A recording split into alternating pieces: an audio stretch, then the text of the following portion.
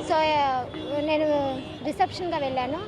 అక్కడ ఇలాంటి స్కీమ్లన్నీ పెట్టి బాధితుల భాగం జనవరికి కొంచెం లాస్ అయింది, బ్యాంక్ ఫీజు అయిందని చెప్పారు. సో కస్టమర్స్ అందరూ అది నమ్మి కొంచెం ఆయనకి టైం ఇచ్చారు. ఆయన వయసుకు కానీ ఆయనకి కానీ గౌరవించి, ఎందుకంటే 2 సంవత్సరాల నుంచి పేమెంట్ కరెక్ట్గా వెళ్తుంది కాబట్టి. సో అక్కడ మేము ఎంప్లాయీస్ మా ఫరం చూసేం వాళ్ళు వచ్చి కట్టలేదు. ఇప్పుడు మమ్మల్ని ఇరికిస్తున్నారు ఎంప్లాయీస్ తెలుసని. మేము అక్కడే బాధ్యతలే. మా హస్బెండ్ చనిపోతే నేను ఇక్కడ జాబ్కి వచ్చాను. నేను సంవత్సరం 2 నెలలు అయింది. ఇది సరే ఇక్కడ ఉన్న ప్రతి ఒక్కరు 2000 మంది బాధితుల్ని మోసం చేసి వెళ్ళాడు. వాళ్ళని తెచ్చి మాకు అప్పచెప్పండి. అది మేము కోరుకునేది ఇది ఒక్కటే. మీరు ఆ సంస్థలో ఎన్నాళ్ళ నుంచి చేస్తారు? సంవత్సరం 2 నెలలు సార్.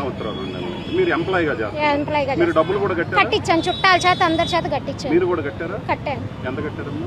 నాది 3 లక్షలు సార్. రీసెంట్గా గోల్డ్ పెట్టి పిల్లకి మా వారు చనిపోతే వచ్చిన ₹1,00,000 వస్తుంది కదా సార్, భర్త చనిపోతే. అది మొన్నటిదాకా వడ్డీకి ఇచ్చి కూడా ఇక్కడ బాగా వస్తుంది, పిల్లల ఫీజులు కట్టుకోవాలని చెప్పి వేశాను. నాది మొత్తం గోల్డ్ కానీ ఏదైనా 4 లక్షలు ఉంది సార్.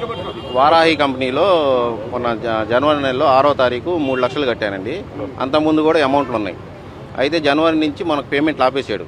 సర్వర్ బిజీ వస్తుందండి, బ్యాంక్ ఆగింది, ఏదో సమ్ కారణాలు చెప్పి డబ్బులు వేయట్లా. సరే వేయట్లేదని చెప్పి రోజు వెళ్ళి అడుగుతుంటే ఫిబ్రవరి 9వ తారీఖు మీటింగ్ పెట్టారు. రోజు వచ్చి అడుగుతాను. మీటింగ్ పెట్టి మాకు అకౌంట్ సీజ్ అయిందండి, అది క్లియర్ అవ్వాలి, టైం పట్టిద్ది అని చెప్పారు.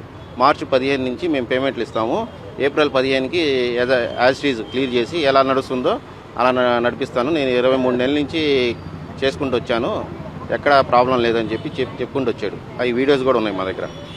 అయితే మార్చి 14వ తారీఖు అందరికీ ఇస్తారని చెప్పి ఆ రోజు నుంచి జంపు.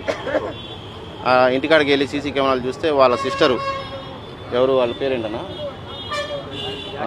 జాస్మిను, ఎవరు మన పూర్ణచంద్రరావు వాళ్ళ మిసెస్ వాళ్ళ సిస్టరు, ఆమె ఇంటికి వెళ్ళి బ్యాగులతో సహా వాళ్ళని తీసుకొని ఆటో ఎక్కించి, ఆటో నుంచి మళ్ళీ ఈనాడు ఆఫీస్ దగ్గర కారు తీసుకొచ్చి అక్కడి నుంచి ఎక్కి వెళ్ళిపోయారని చెప్పి ఆమె సమాచారం చెప్పింది మాకు.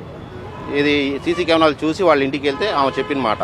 తర్వాత వాళ్ళ ఆయన ఫోన్ ఈయన తీసుకొని ఆ ఫోన్తో వాడుకుంటూ బాపట్లలో ఉన్న వాళ్ళ తమ్ముడికి ఇన్ఫర్మేషన్ ఇస్తున్నాడు. వాళ్ళ కారు పంపించింది కూడా వాళ్ళ తమ్ముడు అని చెప్పి చెప్పాడు ఆయన.